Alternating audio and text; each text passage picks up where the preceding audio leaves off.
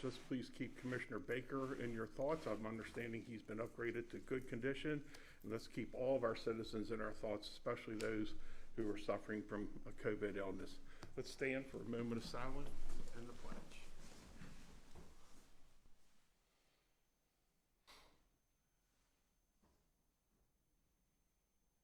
And now the pledge.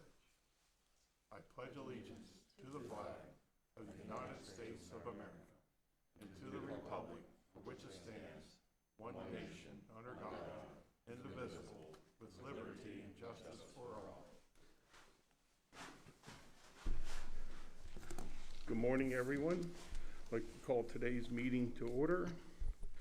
First order of business, approval of minutes for August 31st, 2021. Commissioners' thoughts, comments, motion. Motion to approve. Second. First and a second. Any further discussion? Hearing none, all in favor say aye. Aye. Aye. Thank you. Commissioners' reports, comments. Commissioner Kiefer, would you begin, please? Sure, just a few things here. One is Commissioner Klein alluded to, certainly our prayers are and should be with our colleague and friend Terry, and sounds like he's making good progress, which we all want to hear and need to hear. I've had several questions from retired employees reach out to me about COVID premium pay, and I was wondering if we could have a discussion. It doesn't have to be at this moment necessarily, but if we could just have a discussion on are we going to do similar to what the city of Hagerstown did? I believe they took into account some retired employees when they gave their premium pay. I know one employee in particular worked full-time in person during those dates that we gave. Looking to see if our HR director's here. Our one employee in particular worked the entire length of time during those dates that we provided and just retired this summer. And I do feel in a situation like that that employee did exactly what we asked our current employees to do. They retired on their own. They retired. Mm-hmm. They didn't leave under bad circumstances in any way. And I think a situation like that certainly deserves review. And of course, when we passed this, when we voted on this a couple weeks ago, we didn't, consider all the nuances, but they're slowly trickling up. And I just think that that's something we should consider. I would support it. My other comment has to do with, I know I was contacted by an employee that works at our courthouse, and the courthouse, I believe through the state administrative judge, issued a mandate before President Biden's mandate that if you work for the judicial system, you have to either have the vaccine or be tested once or twice a week. Right. And that falls under, many county employees are under those guidelines. And I know we need to have our conversation at some point about how we're going to administer that for our county employees. I would be in favor of some way if we could, and I believe Earl's here. I took my glasses off because they're fogging up. If maybe we could, for those employees that we need to administer the test to on a bi-weekly basis, twice a week basis, if we could maybe do that in-house, do that like on location rather than our employees go somewhere and congregating with others, if we could just make that process a little smoother for them. That was a request that I had. So okay. Both of those later topics I mentioned may deserve more time than just our commissioner comments. Good suggestion. Yeah, we'd have to look and see. I don't know how many employees that affects, but I mean, we can look into that, and obviously we can work with Earl if there's a possibility that we can do that. And it only affects those employees that report to the administrative judge over at the courthouse. So we have employees that go in and out of there on a regular basis. Our maintenance people, our deputies. That order, they're not covered under that order, but it's the employees that are over there that report directly to the administrative judge. So I don't know how many that is, but we can. It's just a handful, Don, that actually are in that category. Okay. And then if they're vaccinated, then they don't have to do that testing every week. So I don't know, that may lower the number some more. But we can take a look at that. Yeah, that's good. We'll review that. Thank you. That's a good suggestion. That'll make it easy for everyone. Yeah. Commissioner Kiefer, anything else? That's all I have for this moment. Thank you. Commissioner Burkett, your turn, sir. Good morning, everyone. Hope everybody had a great Labor Day celebration. Just a couple things. September 1st, I attended the Chamber's Eggs and Issues meeting where special guest speaker Coach Jason Ankra delivered a moving message. Coach Ankra is the new head coach at Clear Spring High School, and so we welcome him to Washington County. And I'm sure by now everybody's aware, but since we didn't have a meeting last week, September 3rd, or this September is the annual Washington Goes Purple Month. On Friday, September 3rd, co-chairs Emily Keller and Vicki Sterling kicked off the month-long event in City Park that serves to educate the public on substance abuse and engage our communities and youth to prevent addiction and eliminate stigma. At this point, or at this event, nationally known Brandon Novak was the main speaker and gave a intense and inspirational personal testimony of his own struggles with alcohol and drug addiction. As he said, addiction knows no economic boundaries. Earlier in the day, I attended a ribbon cutting for Nathan's Ridge Structured Living Facility for Men. Nathan's Ridge is a faith-based transitional living home for men recovering from substance use disorders and a history of incarceration. And just to put this out here, this is all for me. If you're listening to this and are able to help, they are still in need of some beds, dressers, and other furniture. They are a nonprofit that would qualify you for a tax break, and so feel free to reach out to me or them directly if you'd like more information on how you can help with that. Thank you. Okay, thank you, Commissioner Burgett. Commissioner Wagner? Morning. First, I'll address Commissioner Kiefer. I do think that that's fair for retired people. If they worked and they served the county for all those years and just retired and they worked during that period, I would agree that I'd like to see something done there. The Pooch Plunge, that's pretty cool. The dogs, and that was out at Marty Snook. That was a fun event. I think they probably had about 60 people show up, and it was just a good time. And I wanted to thank the staff at Marty Snook Humane Society, Hardy Pet. They just did a nice job, well organized. So that was fun.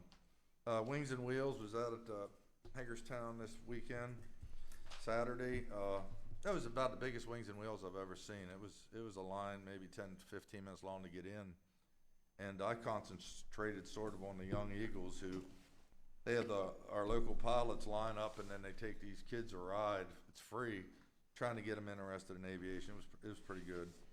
And the memorial, the event at 9/11 that the county put on at the airport last week, it was well organized also. It was a nice event. Again, thanks staff for doing that event, and they put together a pretty nice slideshow if you want to see some highlights on the web page or on Facebook, I guess, or it's everywhere, I guess.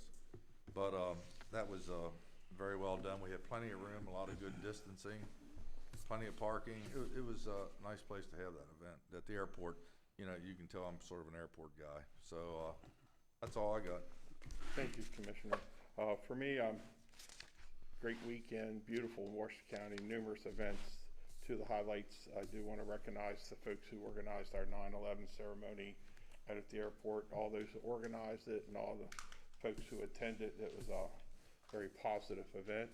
And I also attended the annual Boonesboro 9/11 parade. It was probably one of the best ever. The weather was perfect, large turnout, and it just seemed everybody was expressing their gratitude and thankful for our volunteers and emergency responders. That'll conclude my report. Next up, we'll do staff comments. And Sarah, I think I have you listed as first. Please come down. And I'll do you, and then I'll do them and them, okay? Good morning. Good morning, Commissioners. Sarah Greaves, Chief Financial Officer. I'm here for staff comment to talk about fiscal year 21 year-end results. I will be back for a more formal and in-depth presentation once the audit is final. As you're aware, it is pretty customary for me to come before you in September for a final decision on any transfer of funds from the general fund to the capital fund. So my request today is for the commissioners to consider a transfer from the general fund to the capital fund of $9 million. So probably the question would be then, how did I come up with that figure? How did we get there? And I would say that that is the result of revenues that have come in over budget, as well as expenditures that have come in under budget for fiscal year '21. On the revenue side, we are over budget by about 3%, which is about $7.8 million. And all of these figures today, they are preliminary. We just have enough information for me to come to you today for this final request. So 3% or $7.8 million for revenues. The majority of that is related to recordation tax, which came in over budget by $5 million. So of that 7.8, $5 million is recordation tax due to the number of transfers that we had in the county in fiscal year '21. That is almost double our budget. Our budget is $6 million. So that was a significant increase. The remaining of the revenue is a combination of personal property tax and local tax, which includes some income tax and admission and amusement tax that actually came in under budget, so it was offsetting some of those other increases.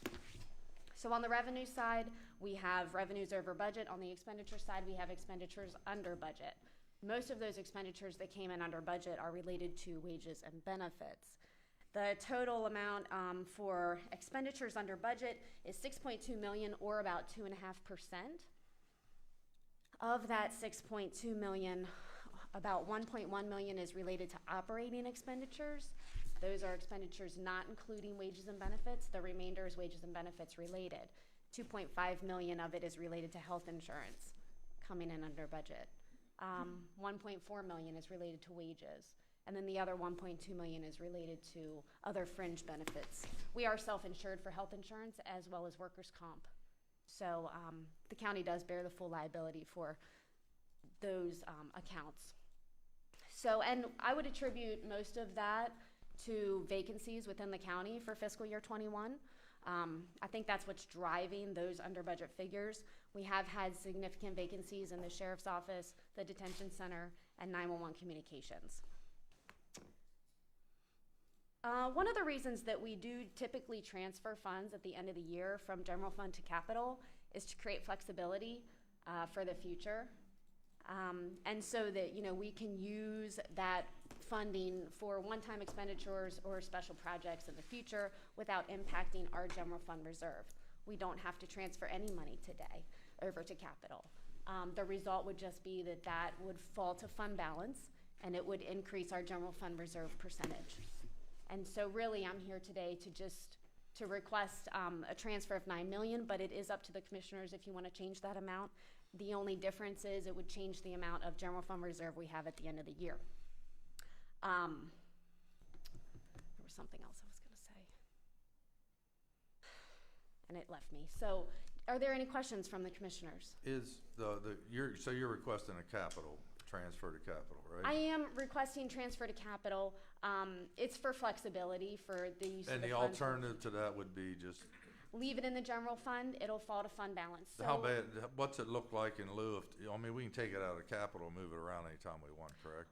yes, that's what I was gonna say that I lost. Yes, you can.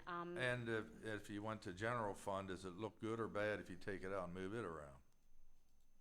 As far as your Yeah, I would say from a rating agency perspective, it doesn't look as good if you take it out of your general fund reserve. You know, that is, I think, why the county has typically transferred funds at the end of the year. We continue to increase our general fund reserve. In fiscal year '20, the reserve percentage was 20.5% roughly. This transfer would increase that general fund reserve percentage to about 21%. If we don't transfer the funds, it would be closer to 24%. You know, I think we sort of got to keep in mind on the recordation at $5 million, I mean, that could change. It could go up or could go drastically down, because it depends on like all the big warehouses. Correct me if I'm wrong. Yeah, it does fluctuate. If they're leased, we don't get any of that transfer and recordation. Yeah, if there's no transfer in the property. And, you know, my living is this, and I know there's ups and downs, and I know it's so far up right now. Things, and I'm not doomsday by any means, I hope I'm wrong, but things generally go down.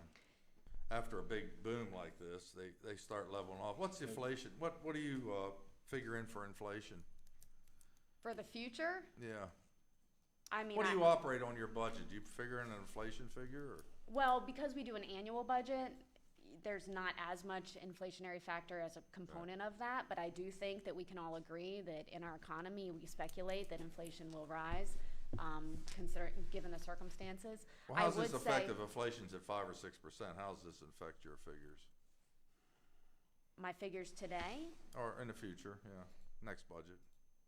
Well, I think if we're increasing costs to, buy the same types of products and services, if we have an increased cost, it will impact. But do you have that figured in? Like, did you figure like 3% inflation? 'Cause We do for capital, and it is about 2% per year compounded, but we don't for annual operating. I would say to your point about the recordation tax that in the past, we have typically received, the past 5 years, for instance, we've typically received $6 to $7 million in recordation tax. Our budget is generally $6 or $6.5 million. And so this amount, $11 million, is what we received for recordation tax, and that is very significant. I'm just trying to be cautious. 2 more questions, I'll let you alone. It's wages. We were down quite a bit on employees, right? Yes. Do we know how many we didn't have? I know we didn't have some high dollar employees for a year. I have a recap of that. I have not added them up, but there's a good 3.5, 4 pages of positions throughout the year that had vacancies, whether they were vacancies from July or vacancies that were created during the year. I do know at the beginning, and I think you'll remember as commissioners too, we were not filling as quickly as we normally would have, because I think we were gauging the pandemic and how it was going to play out. So I think there was some hesitancy there. So I do think that's why we have more. And we're now hiring some of them? Pardon? We're hiring some of them now. Yeah, we are actively hiring now. And one more, health insurance, is that a reflection of that excess or that under budget? I know the answer to this question because nobody could get surgeries or. I do think there has been a delay in people obtaining medical help for surgeries and those more elective procedures, I would say. I do have a call into our health insurance advisor to go over some of those figures. So I do attribute that budget variance to the vacancies, and of course, I think people delaying their procedures. I'm just being cautious. Because I know this can maybe get better, maybe get worse, Yeah, I mean, the past 2 years, we've had some interesting results where, health insurance and wages and benefits overall are concerned. But I do attribute that to the vacancies. I think that that's driving those numbers. So once we get back on track and we don't have as many vacancies, I would look for those variances to reduce.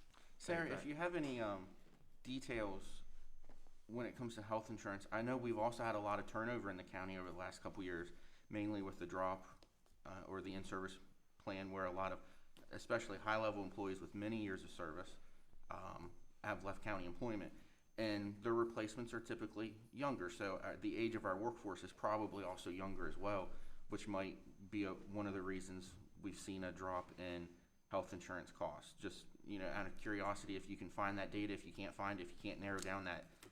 I can ask for that data. That's an interesting thing to look at. That's a pretty good point, because we're getting turnover credits, but the younger you are, the less you need for health insurance. I think by age demographics, they'll predict what type of illnesses you're gonna have by age. Yeah, which I mean, cause we us use. to have higher costs, and a younger workforce could be a benefit. Yeah, a younger workforce could be a benefit.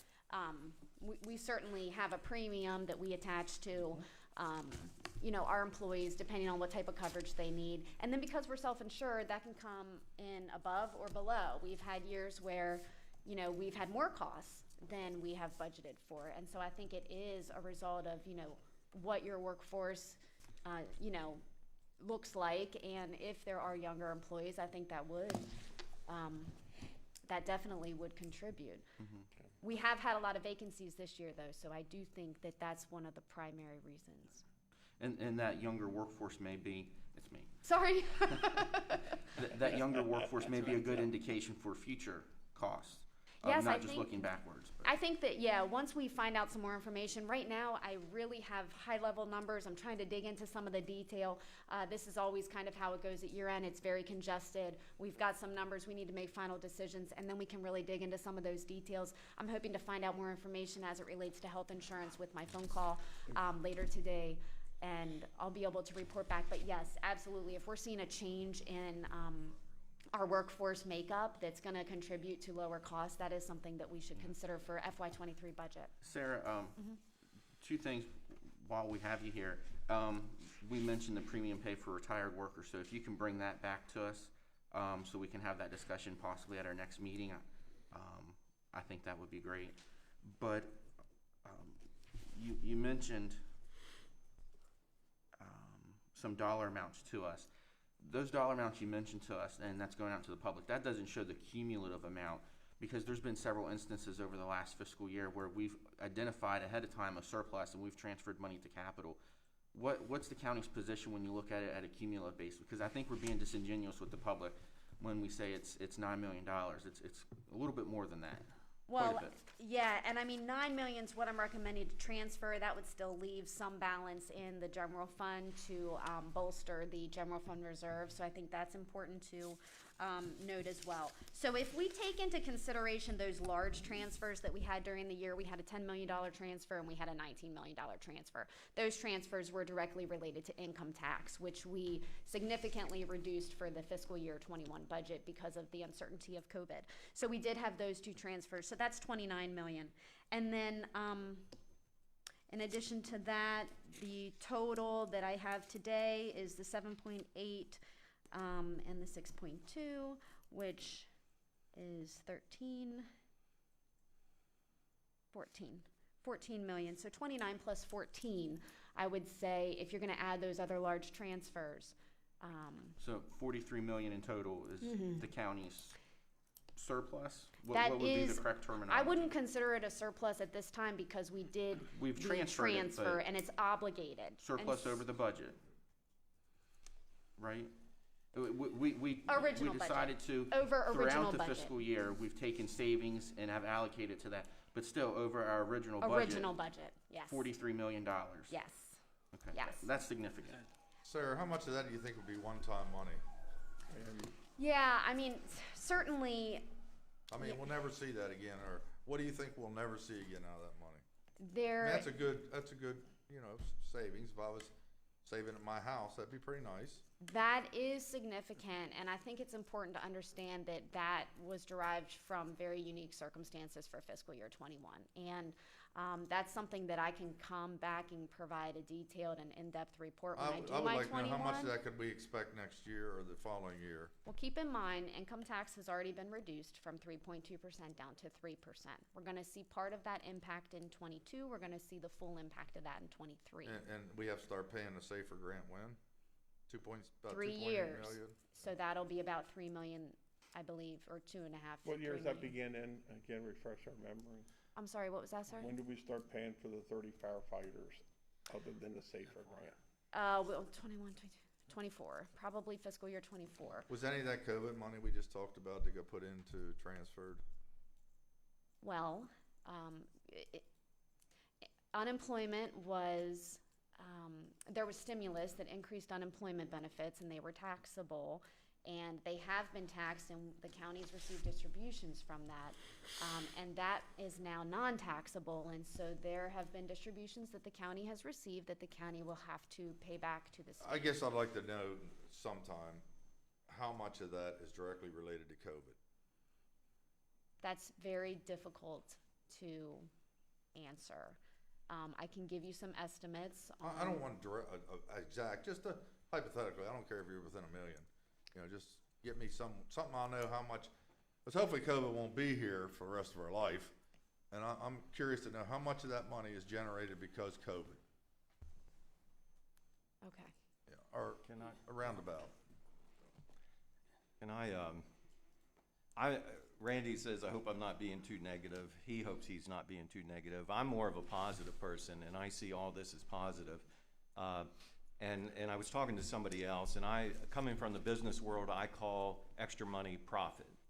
And when we see $43 million in profit, I think that for the government to be making a profit like that is shameful. And we talked a little, you mentioned vacancies. And this is why when we were working on the budget, I wanted to include vacancies, taking them out of the budget. So that we had a more realistic view of what we were actually going to be spending. I also, when you talk about a transfer, I would just say that I'm gonna go back to, I said this when we were talking about $19 million. We have a bill that's gonna be coming due that you mentioned, that we're gonna owe 4.5 or $5 million back for unemployment that was taxed. To me, we should be setting that money aside or holding that money so that we can pay that bill. That's just my opinion on that. When we talk about, is some of that money COVID money? You know, we did get some extra income from unemployment, but that's what it was, unemployment. As those people leave unemployment and go back into the workforce, they're gonna start producing income there as well, that we don't have to repay. So I would just mention that. And then finally, why would you recommend moving money over into the capital instead of just leaving it in the general fund? Sure, we can definitely leave it in the general fund. What that does is it just increases our general fund reserve percentage. If we use that money and we draw down our reserve percentage, sometimes it can be viewed negatively from the rating agencies. We've never done that, so I'm not sure what the impact would be. I don't necessarily think we would get a downgrade for doing that if we had a justifiable reason, so I don't want to suggest that. I think it's just been customary for our county to transfer it to keep flexibility for the commissioners to utilize it. So for instance, to your point, if we did need to pay back a large sum of money to the state and we had put it in capital, we could pay it out of capital. You know, we would probably bring it back into the general fund, and then we would use that money to pay back the state. And it wouldn't have an impact on our general fund reserve percentage. That's really the only benefit. Okay, you said if we have to repay that. Do we know we have to repay that money yet? I've been given information that yes, that will be owed back to the state. I don't have any information on when. They will reduce our distributions. That's probably what will happen. So when we think of paying back, probably we would just want to maintain some flexibility. So if our distribution was a lot lower than we expected because, hey, the state took back what they over-distributed. They'll claw it back, basically. Yeah, then we would have We money won't from take that another right in the source that check, we they could claw it move back. over Okay. to supplant that. And so just my final comment. Today, we're talking about $9 million. I think it's important that the public understand that in reality, we're talking about $43 million that came in over budget. And I said this the last time we were talking about this. Not only did the county get their budget that they planned for, including all the fluff, but they also made $43 million in profit. We need to give some of that money back to the taxpayer. I'm not saying that it all has to go back. We do have things that we're looking at doing. We do need to pick up public safety when that comes due in another 2 years. But some of that money needs to go back to the citizens of Washington County. That's all I have. To that comment, I would Can I just like to can I just say, make a comment? Yeah, go ahead, I just want to say that, and you know, I understand what you're saying, but we need to understand, we're talking about FY21, and we're talking about the budget that happened, you know, prior, you know, a year and a half, 18 months ago, when it's my understanding, I wasn't here, but it's my understanding that the commissioners were very, very conservative in their budget because of COVID and the unknowns. Now, some of those things didn't turn out. I mean, that's right. you know, I don't think it's gonna be 43 million every year. I think this year's budget's gonna be different. I don't think next year we're gonna be sitting here having the same discussion. I think agree. but I don't want us to forget that 18 months ago, the county didn't know, you know, and you all were here, I wasn't here, but it's my understanding it was a very conservative budget. We had no capital, we had a lot of things. So some of that money that has come in, we put towards those projects that probably would have been in the budget if we wouldn't have had COVID. So And I mean- So I hear what you're agree. saying, but I just want to agree. understand, I just want you to understand that. I agree, we're probably not gonna see $43 million, Right. but we will see a profit based on what Well, we're it's not- seeing coming down the pipe. And for anybody to suggest that I wasn't here, I don't know what I'm talking about, I've gone back and reviewed all the meetings from that time, and I've reviewed and I've asked from Sarah for all the financial information from that time, and we've not ever been in the hole. And they've always taken money and transferred it into other accounts so that at the end of the year, we show less of a income than what we actually had. we do these budget transfers that the public don't see at the end of the year, on the end of financial report, the final. It's all Right, in and the I understand. financials, And it's I'm not- just which fund is it in, so Right, just so for he's not- clarity, it is in the financials. Well, And I think to your don't point. misunderstand me, I'm not suggesting you don't know, I'm not, that wasn't my suggestion. Well, no, but others have made that. John just said he I'm just didn't know saying that, anything. I just want the public to understand that when you go back and you look at what it was back in the spring of 2020, when all this started, and when this Board of County Commissioners passed the budget for FY '21, you know, And I didn't don't really know even what was gonna know- happen. And luckily for us that those things didn't happen.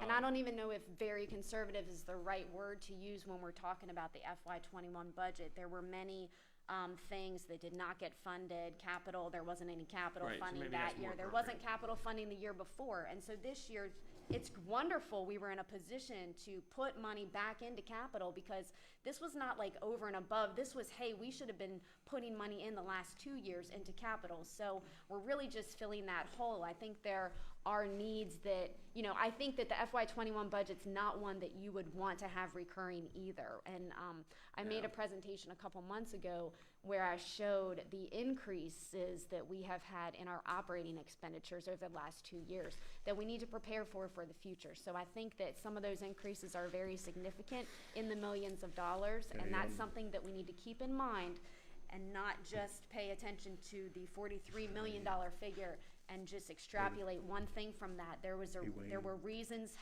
there were ways that we got there, and I think those are really important to consider as we make decisions for the future and as we look at FY '23. Let me interrupt a minute. I want to give Wayne a chance to ask the questions. We need to culminate this to keep on time, but we can bring this back for an agenda item, because we do have an event at 11. This will come So- back for fiscal year '21. Commissioner Kiefer has a comment, and When it comes back, my point for trying to find a cumulative total for the surplus throughout the year is, I do think it's disingenuous when you come in and say that as we close out our books for the last fiscal year, we have $9 million in surplus, and this is where it came from, because we've had budget transfers incrementally throughout the year. The cumulative total, I think the public deserves to know what that dollar amount is, and explain that dollar amount, just like you did today. But you need to explain that dollar amount, because it doesn't paint the true and accurate picture of what happened to our budget throughout the year. When we look at midway through the year, we say, oh, we're forecasting a large surplus, so let's transfer $19 million. That's significant. When we, at the end of the fiscal year and close out our books, we explain that, hey, in addition to what we have right now, we've also had previous transfers. I think that to paint an accurate picture, you have to share the whole story, and you have to go back to where we've had transfers throughout the year. Otherwise, you're not telling the public the whole truth. And Today- it's fine if you can explain it, and just explain it like you did. Today you need was- to explain that it's $43 million and not $9 million. Today's presentation was really just to Yeah, get we have to budget the transfer for so- today that I need for the end of the year, if the commissioners want to, and you don't have to make a transfer at all. And Sarah did come in and make a presentation on both of those, and the board took action on both of those. So those were all in a public meeting. So I understand what you're saying about making it all part of the one presentation, but this was just a small piece of it. So it has been, we've been open and transparent to the public about that. I agree. so Commissioners, you want to wait till she comes back? You want to go ahead and motion her transfer today? I think it might warrant, I'd like to know, if we're going to put money in capital, what project is it going to?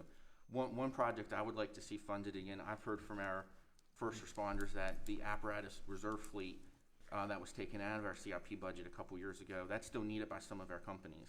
That's still very important to All their right, then- operations. With So I'd like respect- to, I want to know what CIP fund that's- we may allocate this That's a money good towards. idea, but I'm not trying to hinder the discussion. If you're going to bring back this for Deb. I cannot wait to make the transfer when I come back. So we're finalizing our financial statements, and so what we could do is we could transfer it and we could hold it and not release it for any use. I mean, any use would require commissioner require board approval approval. anyway. So it's really which fund are we gonna keep it in? And, we don't have to make a decision on how it's gonna be used, or at this time, we can, So if you motion to transfer it, you can always at the next disclosure meeting. it's Move really it. how we're gonna finalize fiscal year '21. So let's say today we motion to transfer, we move it to capital. In '22, which is the current year you're in, you can take it back out and move it back to general fund if you want.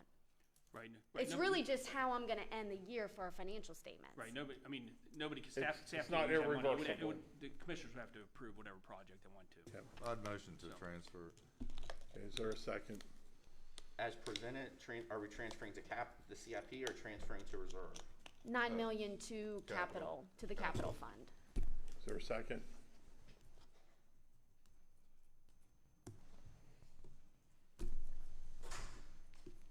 Commissioners? I'll second, but I would like when you do present to us the next time, we know which project that money's going towards. Yeah, bring in the list of the projects that we didn't do and the ones that could be dedicated to. Any further discussion? No, I just make a remark about the negative comment. I'm a simple guy. I think of it like I'm running a household. I worked at Mack Truck when it was booming. We made overtime. We might work 60 hours a week. Then it quit, and we were broke because we bought cars and stuff. So I just want to tread over a 3-year period.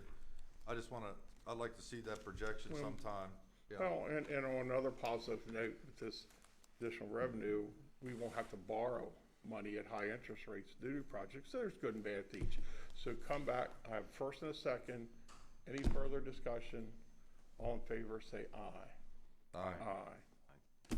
Thank you. Charlie, everybody, thank you all. Very good discussion. Thank you very Thank much. you. Continuing staff comments. Krista Hart, you're up. As a local management board, wishing to make appointment and reappointments, they're wishing you accept the recommendation to reappoint Dennis Whitmore to serve a first full 3-year term from July 1st, 2021 through June 30th, 2024 as a community representative. To appoint Gerard Kendall and Kimberly Duncan, each to serve first 3-year terms from September 1st through 2021 through August 31st, 2024, both as community representatives. Commissioners' comments, motion to support. Motion to approve. Second. Have first and second. Any further discussion? All in favor, say aye. Aye. Krista, anything else? No, sir. Legal, Mr. Downey, anything from you? Nothing this morning. Okay. County Administrator, sir? Thank you, President Klein. Good morning, Commissioners. Just a few minor things, or just a few small things, I should say minor, but small things. I know Commissioner Burke mentioned Washington Goes Purple. The county is supporting that. As you may have seen, all the slides on today's meeting are in purple.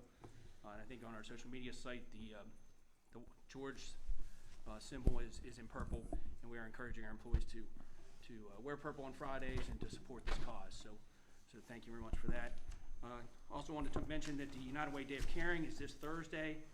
The county has approximately 60 volunteers working at 6 nonprofit sites out in the community doing service. I wanted to thank Andrew and his team, and PR Brittany and Danielle and their team for organizing that. They handle it all in the county end, so they're ready to go. I think the kickoff is 8 o'clock on Thursday the 16th. And again, we have 60 volunteers. I think the commissioners, we provided information as to the different sites where they are. So if you have a chance and you can stop by one of the sites or all the sites, that would be appreciated. And the last thing, I did want to follow up and thank everyone for organizing the remembrance ceremony at the airport last week. Krista Hart, our county clerk, and Tom Brown from Emergency Management took the lead on that, but obviously there were a lot of other people that were involved: DES, the airport, our volunteer fire companies, the sheriff, the city of Hagerstown, and PR. They took a lot of pictures and some video, and they put together a video that was released on Saturday, and I think Danielle has that for right now. So if you could just, there it is. So she's going to play it right now. So.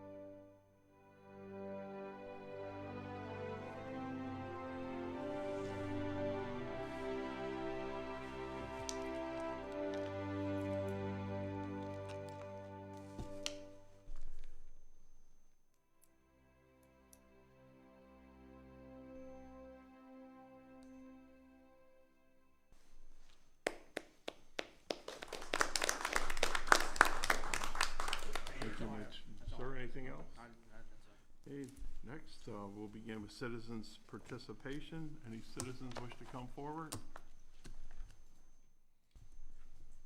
Seeing none, we'll move on. We'll now convene as the Board of Health. Consensus to do that necessary? Motion to convene? Motion to convene as Board of Health. Is there a second? Second. First and a second, all in favor say aye. Aye. Aye. Sir or gentleman, please introduce yourself in the matter. Earl Stoner, Health Officer, Washington County Health Department. Dan Triplett, Administrator, Washington County Health Department. So we are here today to get approval to award an adolescent clubhouse request for proposal to the Horizon Goodwill Industries in the amount of $250,000. As we continue, the fight not just with opiates, but also just with the substances across the board. One of the areas that we've kind of, in gap analysis that we've identified as really youth services. This will allow Horizon Goodwill to develop and build infrastructure to support collaborative efforts with schools, other community organizations, to really focus on recovery-oriented services for the adolescent youth population who are affected and or diagnosed with an opioid use disorder. Really looking at early identification, using evidence-based practices to provide them and their families needed services. Some of the areas, excuse me, that this population will be targeted with would be vocational and educational training, self-care, social skills development, obviously peer recovery support services, some age and developmentally appropriate recovery support groups, of course resource linkages, because it's a lot of these things co-occur, and it's not just that specific issue that they're dealing with that they may be in need of. Volunteer and service opportunities, recovery related workshops, and also family engagement events. Commissioners, thoughts? approve. Is there a second? Second. Any further discussion? Hearing none, all in favor, say aye. Aye. Aye. Thank you. Thank you. You're welcome. I need a motion to reconvene as the Board of County Commissioners. Motion to reconvene as Board of County Commissioners. Is there a second? Second. All in favor, say aye. Aye. Aye. We're back as the Board of County Commissioners. Next on the agenda, proposed pilot agreement for SGC Power. Gentlemen and folks, please come forward, introduce yourself in the matter. Welcome. Morning, Commissioners. My name is Zachary Kiefer, 19405 Emerald Square, Suite 2100, Office 202, Hagerstown, Maryland, on behalf of the applicant, my client, SGC Power LLC, and I'll let Jack to my left here introduce himself as well. Jack Copas, partner at SGC Power, and I head up the development group. We're based in Howard County, Maryland. As Commissioner Klein introduced, we're here on a request for a pilot or payment in lieu of taxes for a solar energy generating system. Back in December of 2020, the Board of Zoning Appeals for Washington County approved a 2 megawatt solar energy generating system, also known as a SEGS, on 10 acres at 14455 Weller Road out in Hancock. This farm is owned by Austin McKee, and he has entered into a lease with my client for the 10 acres for the proposed SEGS. The rest of the farm, the 10 acres that is being reserved or contemplated for the SEGS, is part of a larger 202-acre farm owned by Mr. McKee. Mr. McKee has entered into a lease agreement for an initial term of 20 years for the 10 acres. So we contemplate being here for a while. I believe there's 2 renewal periods that would ultimately extend the lease term out to 35 years for a total term. As the commissioners probably already know, the Maryland Renewable Portfolio Standard Law has mandated that by 2030, 50% of the state's electricity generation come from renewable sources, with 14.5% coming from solar. That was recently increased to the current numbers, so the state's certainly looking forward and being aggressive with these numbers, I feel. You have a copy of the site plan in the submission packet. My client is anticipating that about $2.3 million, $2,305,800 as an initial capital investment for the SEGs. That includes panels, ground mounts, various site work, grading, electrical components, and things like that. So with that initial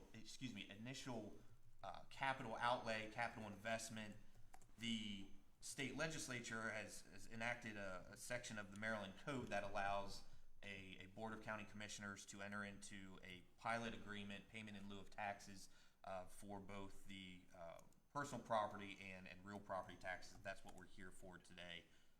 In addition to the $2.3 million in initial investment, the feasibility study and estimate provided by First Energy to my client was received the other week. We didn't get it in time to provide it as part of a packet, but their feasibility study gives my client a number of $318,000 for upgrades to their infrastructure. Certainly not the expert here, but the infrastructure, the First Energy facilities that the SEGs will be connecting to. So whereas in the past, I believe the last two were the Pittman and Hofstadter solar farms, that similar number came in at about $59,000. So we're looking at almost a $300,000 cost just in those facility upgrades to make sure that the grid is adequate for when the SEGs comes online. So with that in mind, we've got the 2.3 million in construction costs. We're looking at really at 2.6 in total cost before anyone can connect to the system, before they even get online. So the analysis is really turned in from what's the profit or how much money can this project generate to whether it's even going to break even or not. So that's a new and sort of certainly a significant and new consideration that hasn't taken place in the analysis as some of the previous pilots that have been presented to the board have presented. So the applicant is requesting the payment in lieu of taxes of $6,500 per kilowatt for an annual payment. It's a 2 kilowatt solar energy generating system. So the payment would be $13,000 per year, totaling $260,000 over that initial 20-year term of the lease. Extrapolating that out farther, it's $390,000 over 30 years, $520,000, I believe, for the full term. Sarah has, or in your packet, I presented a sort of breakdown of the personal property tax analysis. I think Sarah also presented an analysis that the numbers vary slightly, but I think it was roughly $2,000 in difference, and that may be because our analysis didn't include the person or the real property tax, but in any event, we don't dispute Sarah's analysis there. So ultimately, what we're looking for here is the payment in lieu of the taxes, and that's really going to help, especially with the First Energy costs, getting this system online to provide benefits to a number of beneficiaries in the community. Obviously, you have the state mandate that's coming down saying that we need 14.5% of energy coming from solar power. The county, again, is receiving $260,000 in payments over the initial term of the lease. We've got a landowner who has set aside 10 acres of his 200-acre farm. He's diversifying income streams here. The rest, as far as I know, the rest of his farm is going to remain planted in his normal crop rotation out there. The benefit of these community energy projects is it provides a means for low and moderate income households to take advantage of savings with green energy. They may not be in a position or have the infrastructure, if they're in an apartment or something like that, to install the solar panels on the roofs of a house as you would see on a normal single-family home. So even though they may not have that structure that's capable of solar panel installation, they can sign up and receive a rebate or a credit on their monthly energy bill, providing those savings to the citizens that otherwise wouldn't be able to take advantage of solar power. So really, I see it as sort of an up and down the scale. There's benefits at every layer or every level. We've got state, county, individual citizens, and hopefully with this pilot we can get to a point where the applicant here isn't certainly losing money on the project and is able to hopefully break even and continue to look for future development in the county as far as additional solar energy generating systems. So with that, I'll let Jack fill anything else in that I may have missed and open things up to questions from the commissioners. Thank you. Yeah, thank you. Just to clarify, it's the 6,500 per megawatt, not kilowatt. Excuse me. AC. Okay. Yeah, just to clarify, and that should be part of the documents. SGC Power, we're based in Maryland. I've been doing solar for over 10 years. And with these community solar projects, these CSEGS projects, we have a guarantee of a minimum of 30% of this power will be provided to low to moderate income. And that's not something that's required for all the projects, but it's something that we do for all of ours. And that's something that we're proud about. So I'm available to answer any questions from a technical perspective. Commissioners, questions, comments?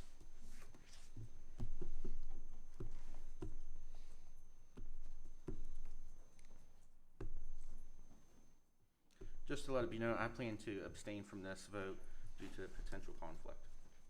Thank you.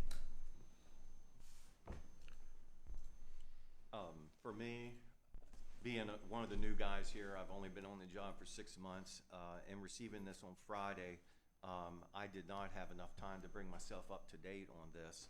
And was this taken out for public?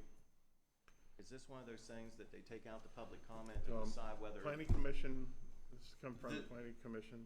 We did appeal, a solar energy generating system, per the zoning ordinance requires a special exception just for the land use before we can even consider any sort of pilot or anything like that. So we did appeal and receive a approval from the Board of Zoning Appeals. This was back, I think, when the meetings were partially in person, partially virtual. So we didn't have anyone appearing other than myself and the engineer on the project. You're saying there was no citizen opposition or input? I don't believe there was any opposition. I believe the vote was 5-0 in favor. That's pretty accurate. I'm on the planning commission. I don't vote for this, but I just, because I'm ex officio. But you're accurate on that. It was no opposition that I remember, but then again, we were all Zoom and. Can we bring this back in October or? Yeah, there's no requirement that you act on this today or any time. Obviously, there's two different things you're talking about. One is the approval for the land to be used in the manner as proposed, and that was received from the Board of Appeals, which is a public process. It was advertised, the property was posted, and anybody who was in favor of or opposed to the project would have the opportunity to provide input through that process. This isn't really a go, no-go question. This is a question as to whether they're going to be subject to taxes in the regular manner or whether they'll be able to pay those taxes in an alternative form as proposed under the proposed pilot agreement. What would the taxes be if this wasn't approved? Looking at the analysis that Sarah provided, we Sarah, correct me if I'm. 20 years would be 393,250, right? Right. So 20 years of payments would be $393,000. If the pilot went through, the total for that same 20 years is $260,000, a difference of $133,000. So Commissioner Burke, the answer is, a decision does not have to be made today. So we could bring it back, we could reschedule for, if you want additional time, if the commissioners want additional time to look at this, and I know Commissioner Kiefer's gonna abstain, so we could put it back on the agenda for. But the project's already approved, you're just asking for the. Yeah, this is just a pilot, right, that's what Kirk was saying, That's- this is just the yeah. issue It's, about the and pilot. you've already been through the vetting process of the use, today you're asking for the pilot. Right, because you've received the So- special exception. So and the So if I'm project. not mistaken, it sounds like you're already going ahead with this? No, this is part of the development process, right? So when we develop a project, several steps to go into this. Step one is obviously we have to identify the parcel, right, and negotiate a lease. And then we have to apply for interconnection. And then we have to apply to even get into the program with the Public Service Commission. And then we have to see if we can get through zoning. So there's all these different pieces.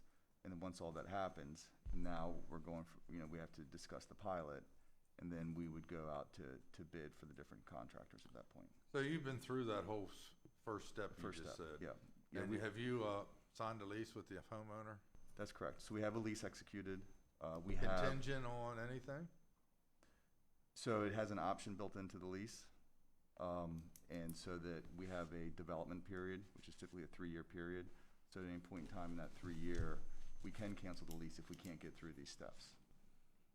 Because it is there's a little bit of an unknown throughout this process. So we have a certain level of risk that we have to take throughout that first 3-year period. And right now, that property's generating $1,888 a year in taxes.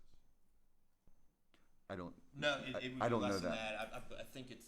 It's actually less than that because it's taxed as ag, but if it changes. No, I'm saying if it just stayed the way it was, say, we're not gonna give you a pilot, and you say, well, we're not gonna do it then. Well, that's neither here nor there at this point. So if that stays ag, it's about $1,800 a year is what the county gets, correct? No, I think it's closer to $90 or $100 is currently zoned in ag for this specific 10 acres. Because it's in So ag. I Oh, okay, think you're I saying think for, you are right, Commissioner. just, yes. you broke it out into the We 10 prorated it acres. for the, Yeah, for the I 10 got you. acres. I got you, okay. That sounds, if it's in, stays in ag. The county, just for sake of argument, is getting $800 now. And if for some reason you'd back out because we didn't do it, we wouldn't get 390 or 260,000. Right. We're not losing anything, though. Not losing anything for sure, just whether you. For me, I would like to look at this further. And so I apologize, but it was put in there on Friday, and to bring myself up to date on something like this and make a decision on it today, when I've only heard from one other person on it, I'd like to hear more information about it and learn a little more about it first. So I do apologize, but I'm not ready to make a decision today.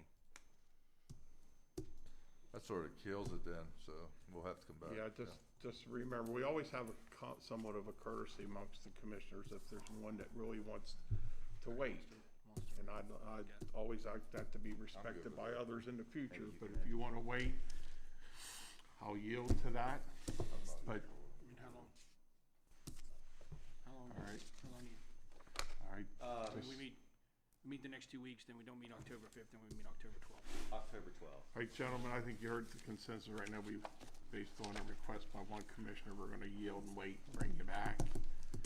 All right, thank you very much. So, yeah, thank you. I just want to say that if there's additional information you want, we obviously want to make sure you're comfortable with the decision.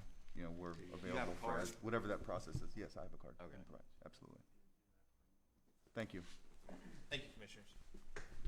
Thank you. Next on the agenda, renewal of county's communities development block grant plans. Rachel Saunders, I believe, Thanks, man. are you Sorry here? about that. Good morning. Please introduce yourself in the matter. Good morning, Rachel Souders, Senior Grant Manager, Office of Grant Management. I'm here because we have several community development block grants, and the Department of Housing and Community Development requires that if we are receiving or expecting to receive funds from the community development block grant, We need to enact certain policies to maintain eligibility. 3 of these are due to be renewed this year: the Section 3 Plan, Minority Business Plan, and Fair Housing and Equal Opportunity Plan.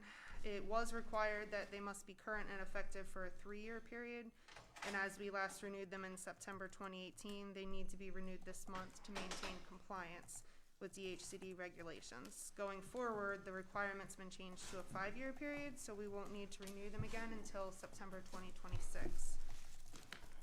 Just a quick briefing of each one. The Section 3 Plan requires the county to comply with Section 3 of the Housing and Urban Development Act of 1968.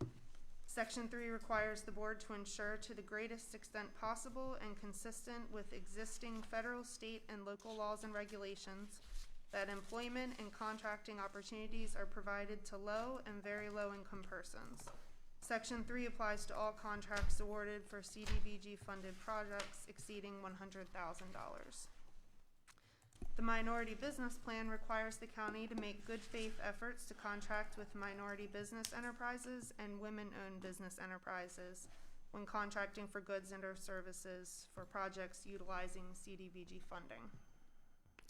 The Fair Housing and Equal Opportunity Plan ensures that the county complies with all federal statutes, regulations, and executive orders relating to civil rights, fair housing, non-discrimination, and equal opportunity.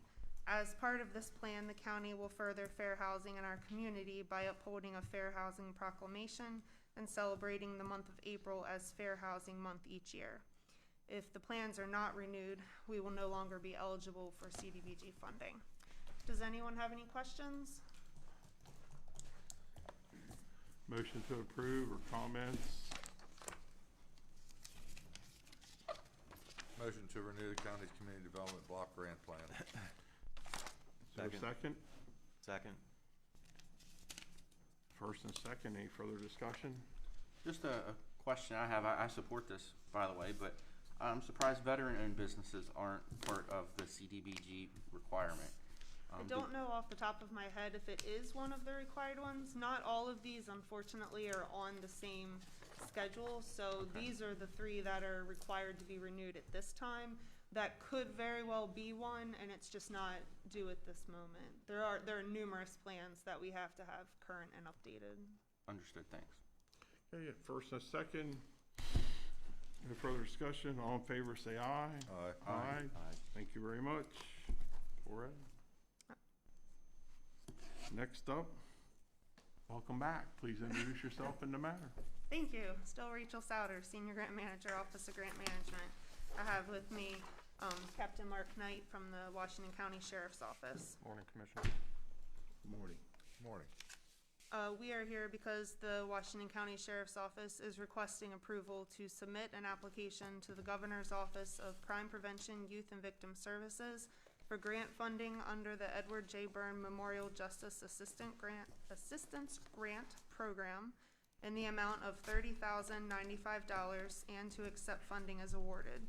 The grant funding is being requested for the purchase of an Avatar tactical robot. Would you like to speak to it? Yes, Commissioners, the Avatar tactical robot would be used primarily for the Washington County Special Response Team, which, for the ones who don't know, that's a combined SWAT team unit between the Hagerstown Police Department and the Washington County Sheriff's Department.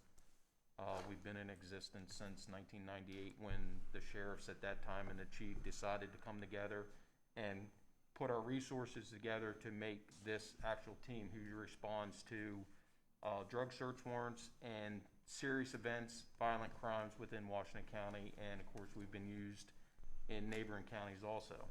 So that's just a little background on that. So basically what this robot would be used for, it's basically a 24-inch long, 15 inches wide robot that has a pan, tilt, zoom camera on it. So that robot would be used to go into places where we necessarily wouldn't have to send an operator or send a police officer in to take a look at something. So that could be used for a barricade situation where we have an armed suspect, where that robot could be sent in rather than sending in a live person at that point and put them in harm's way. And that's basically would give us a look at the inside of that residence before we would have to take any further action to send an actual person in. or a team in at that point to deal with that situation.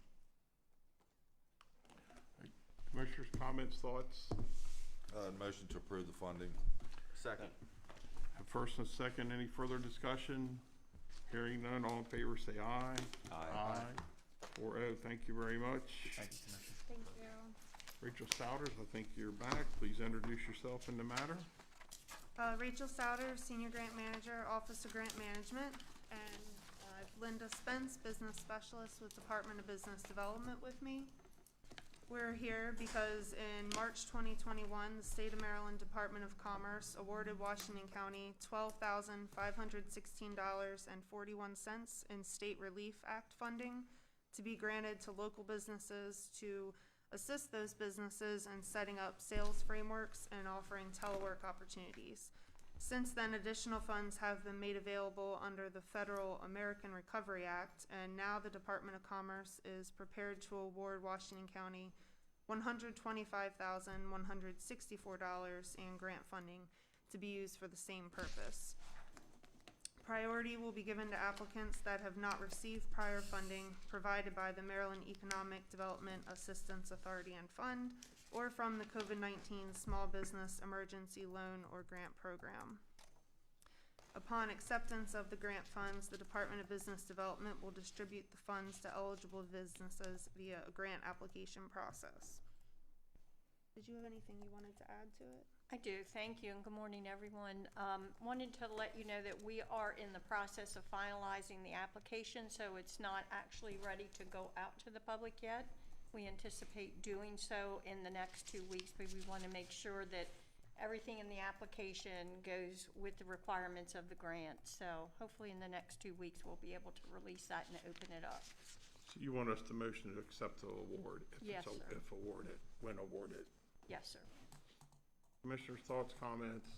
Linda, can you give an example of how you envision a business to use this grant money? Sure.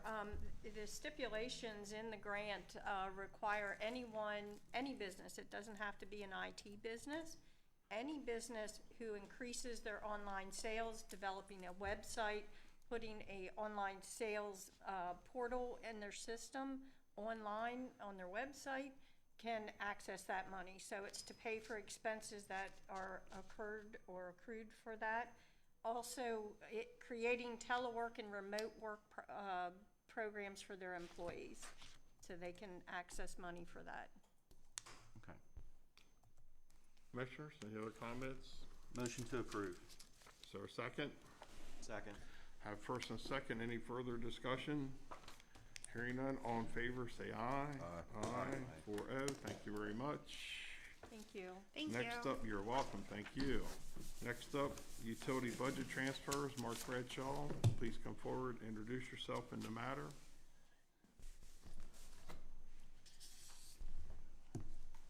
Morning, Commissioners. Mark Bradshaw, Director of Environmental Management. Danny Utsey, Deputy Director, Water Quality. We're coming here today to request approval to transfer funds from the Contingency Utility Fund, Admin 003, to the local study, STY 025, in the amount of $40,000. The local limit study is required by the Maryland Department of Environment to establish loading limits for the local industries discharging into the Connick-Jig wastewater treatment plant. We had previously budgeted $40,000 to have the study complete, but the low bid was in the amount of $89,561, thus requiring the $40,000 budget transfer. The last study done was over 20 years ago, and the loading requirements over that time have become more stringent, so thus we have to update our loading study. Any questions? Who made the estimate of 50,000? I did. I'm just asking, because 40,000 off is quite a bit. We'd never done a load study. The last one was over 20 years ago, so I took that and I added an escalator and stuff to it, but it wasn't sufficient. Where does that money come from, that extra 40,000? It's currently in our utility admin fund, so we do have it there in the contingency fund. Okay. So it is water qualities money.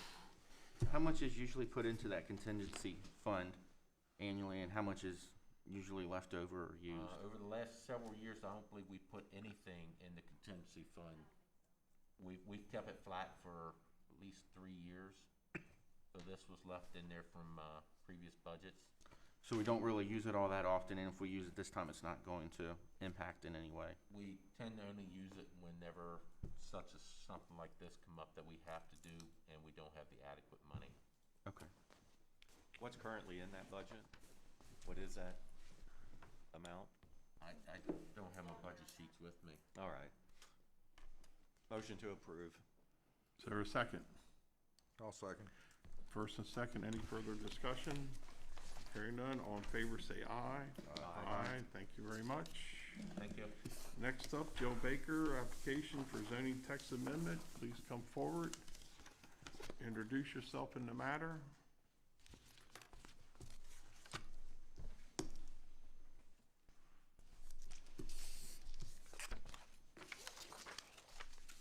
Good morning, Commissioners.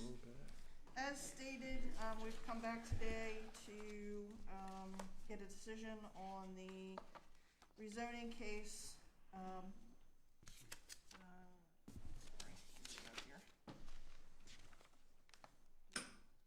RZ 21004. Purpose of this rezoning amendment is a text amendment to the zoning ordinance to add language to limit solar energy generating systems in what we define as prime agricultural soils, which are Class 1 and Class 2 soils per the Washington County Soil Conservation Survey. At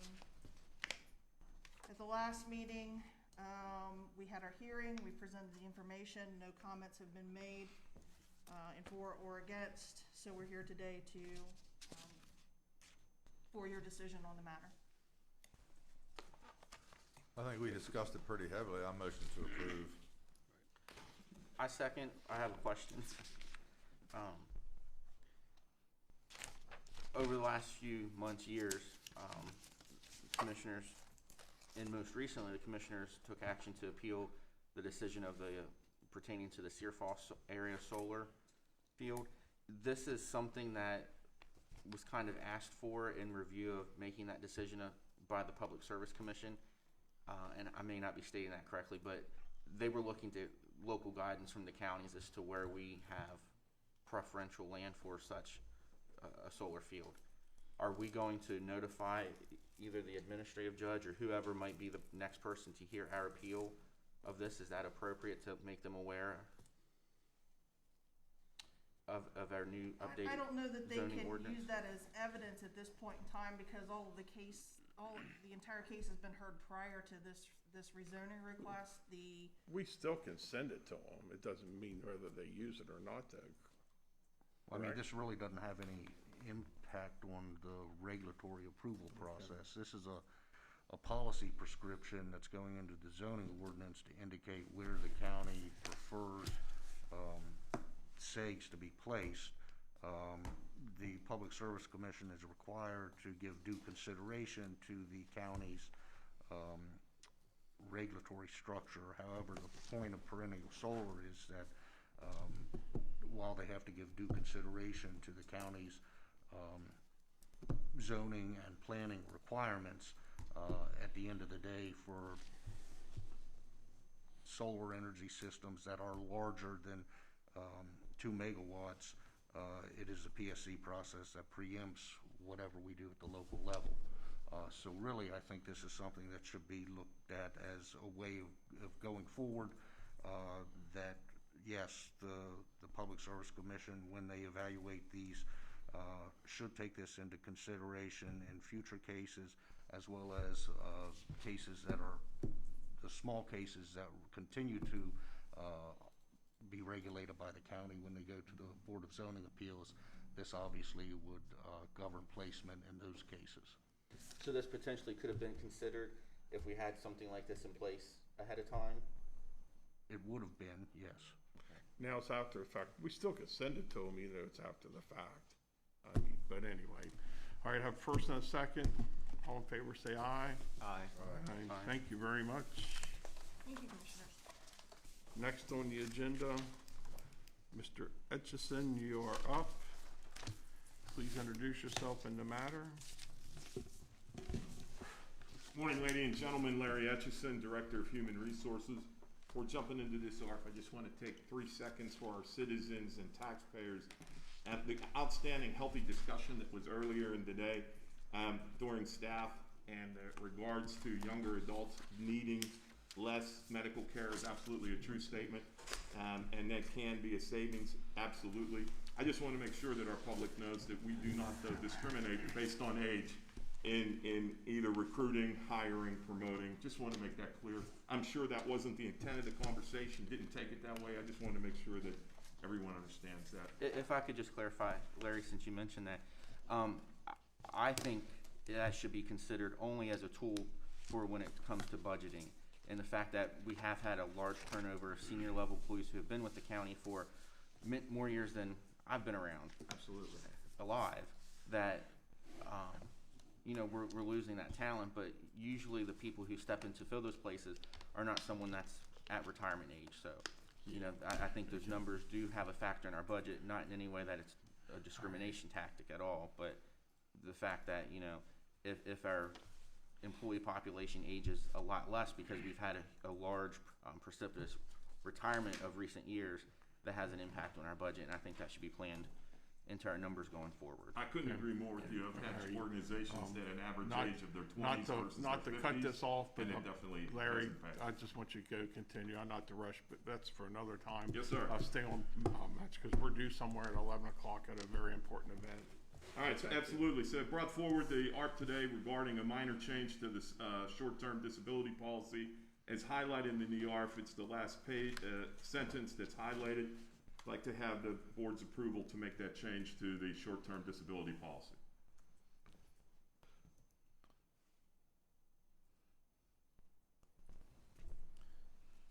Well, how many people's on this right now? Would affect 2. And what would normally happen if we wouldn't adopt anything? Well, practice had been until we came to what we described earlier, is that this would have happened. It just wasn't documented. It was a practice versus policy that by the time the employee had used all time, all FMLA, all short-term disability, they would have been administered an end of employment. So what's happened in the past? I'm on disability in the past. What's happened over the last 5 years up to today? That's exactly what I just described and what is written here. There was when our Deputy Director of Human Resources was in an interim position. Since it wasn't a documented policy, she had brought forth an individual that to move forward in this direction, and it was stalled.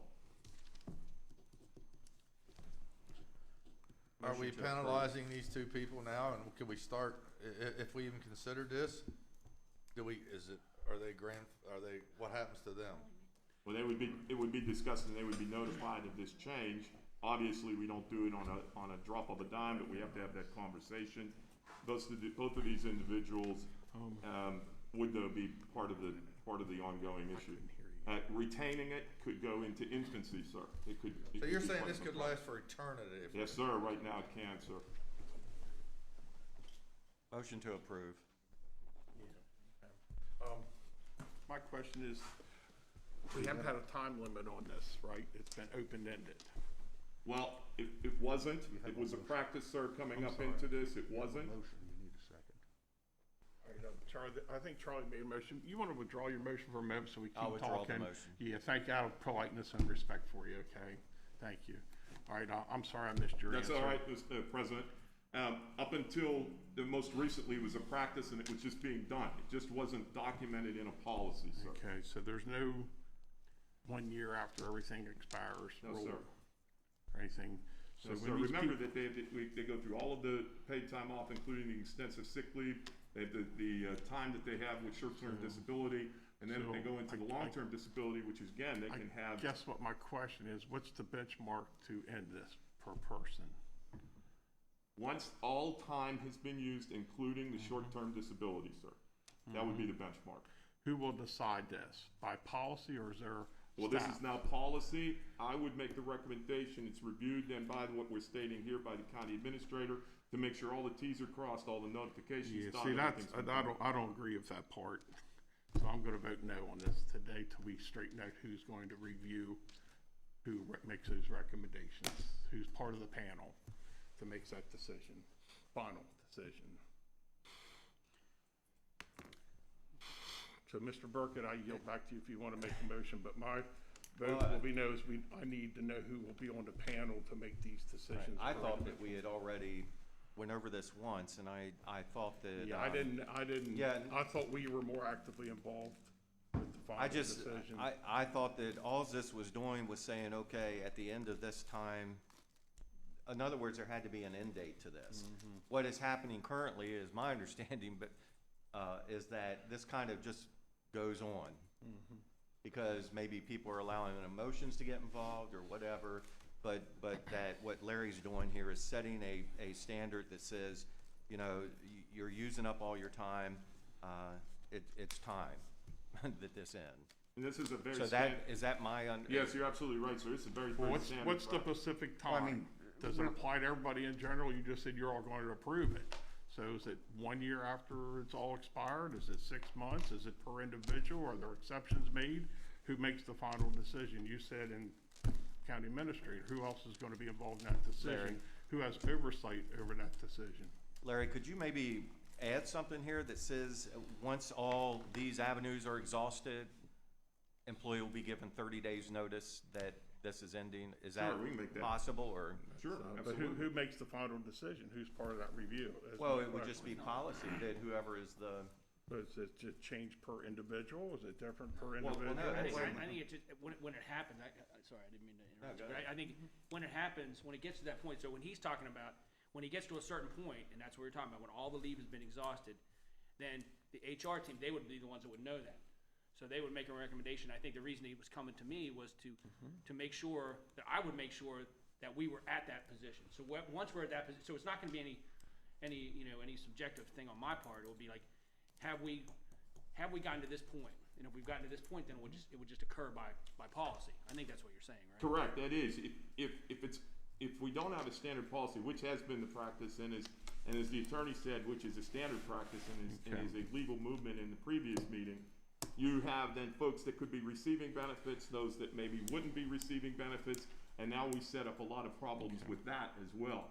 Under this policy here, it's not just, once it's all there at that point, presenting it to the county administrator can make sure everything has been done, making sure there's no other items, it's fully reviewed before that notification would be, and of course, we could make it 30 days or whatever. Okay. Charlie, All right, that's Commissioners, any more comments, thoughts, or motion?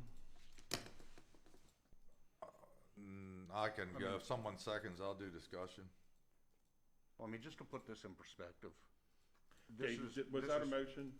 Not for me, it wasn't. Okay, go ahead. I was gonna say, this is just to codify, to place into the policy what has been the past practice of the county as well as most other employers, which is simply that when all of your leave is exhausted and you are unable to return to work, you are considered severed from employment. You don't remain on an unpaid leave status indefinitely. And this is, it's for legal and bookkeeping purposes, that he's asking for. Here's my problem with this. This has been for eternity, no policy. I'm not a big fan of some policies anyway, but this is eternity. It's been, nobody's done this, but this county has been in business for how long? And all of a sudden we're gonna do it. Well, how many people do we have getting these benefits? You said there was never a policy. No, sir, but it was the practice. It was being done. What happened then, sir, is that So how many people do we have that's still collecting money that shouldn't be? Two. Yes, sir. Out of all these years, we got two. Well, right now we have two, sir, because it was being done as a practice until it was brought forward by the Deputy Director of Human Resources. When she did not see that there was a specific policy, she brought it forward to you all, and you all said, no, we're not going to do anything with that particular employee. That was one. Now we have two. That employee has been on leave without pay for almost a year, continuing to receive benefits from the county. And so when I came on board in May, seeing this, I said, okay, getting my hands around it, I said, okay, what we really need to do then is just let's fix the policy so it reflects the practice that has been done and then be able to take care of the two that are now lingering, and there could be 3, 4, 5, you could just keep growing. And then going forward, we would have a standard policy and make sure it's reviewed by not only the director of HR, but the county administrator.